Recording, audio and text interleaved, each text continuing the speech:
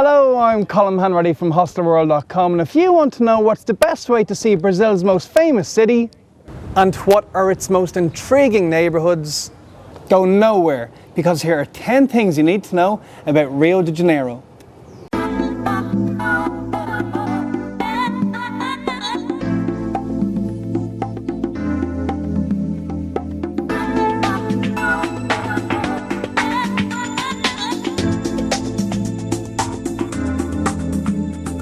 Rio de Janeiro boasts a setting unlike any other city in the world.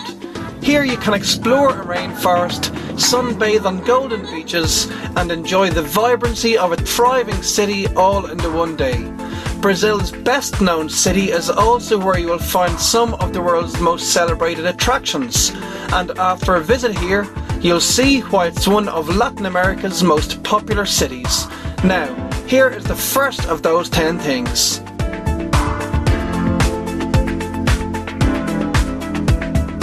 Overlooking Rio de Janeiro from all angles is Christ the Redeemer, a statue of Jesus Christ that stands 130 foot tall.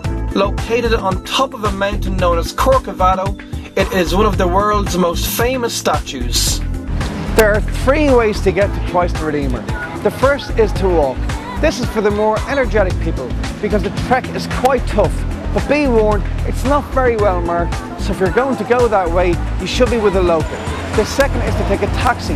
This is for the lazy people out there, and obviously this is the most expensive way to get to Christ the Redeemer. The third and most conventional way to get to the statue is to take the tram. The journey takes between 30 to 40 minutes, and once you get to the top, you may or may not want to get the customary arms out photograph.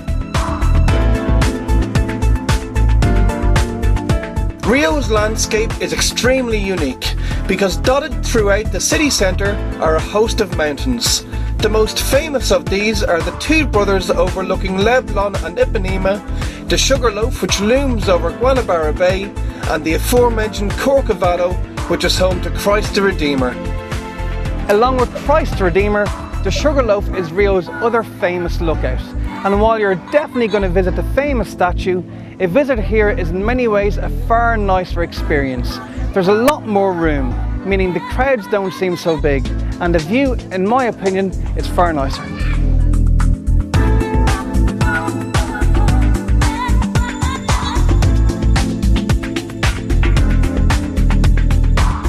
Rio is where you will find 2 extremely well-known beaches. The most noteworthy of the 2 is Coco Cabana, which is one of the most famous beaches in the world. And while no trip to Rio is complete without checking it out, you may prefer the other of the 2 beaches, which is Ipanema, as here it isn't as hectic and the waters are cleaner.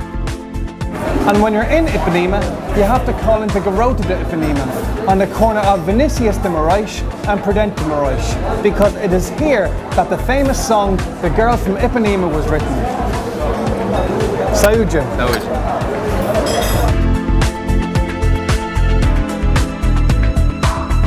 If you're looking to get away from the hustle and bustle of Rio de Janeiro, the Botanic Gardens are the perfect place to do it. Covering over 130 hectares, the gardens are extremely peaceful, and as you're walking around, take a look at the plants and trees. There are over 6,000 different types here in the gardens. Another great place to relax is around the city's lagoon, Lagoa Rodrigo de Freitas, which borders neighbourhoods including Leblon, Ipanema and Copacabana.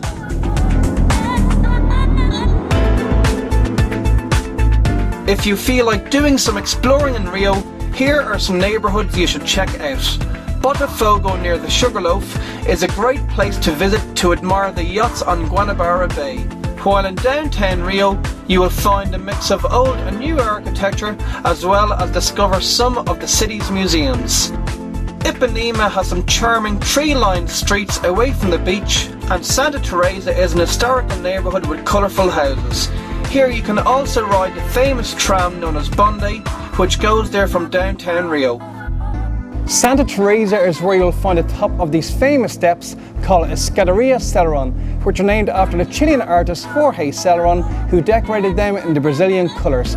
They are particularly well known recently, thanks to the video Beautiful by Snoop Dogg and Pharrell Williams.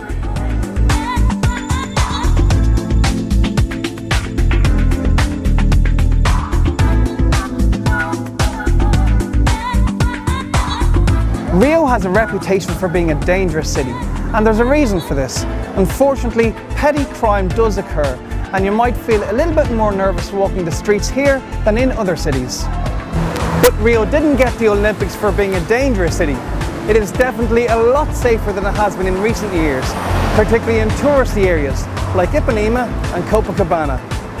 So have your wits about you in walking the streets and try not to look too much like a tourist. Do this and your stay here in Rio de Janeiro should pass incident-free.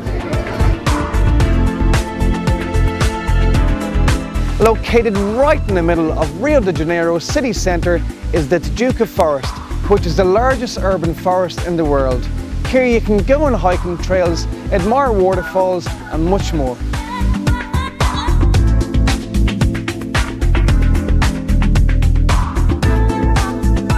While Rio looks breathtaking from the ground, it looks even better from the sky. And the best way to get an aerial view of the city is by going hang gliding. 1, 2, 3, go! Run, run, run!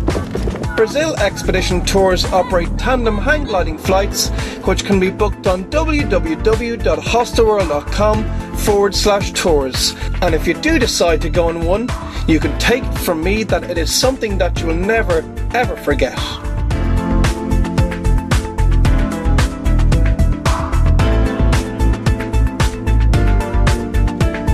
All over Rio are restaurants known as churrascarias.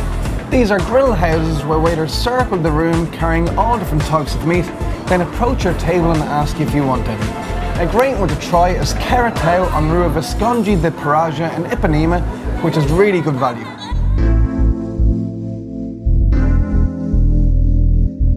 This is match night at the Maracanã, Brazil's most famous football stadium.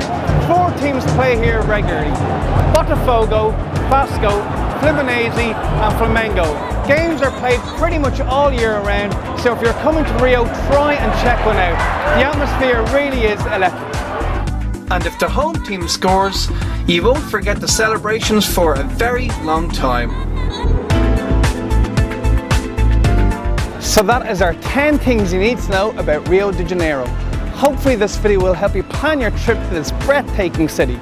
For a fact sheet on everything that's in this video, log on to www.hostelworld.com/videos, and for the biggest and best selection of hostels in Rio on the internet, stay on the same site.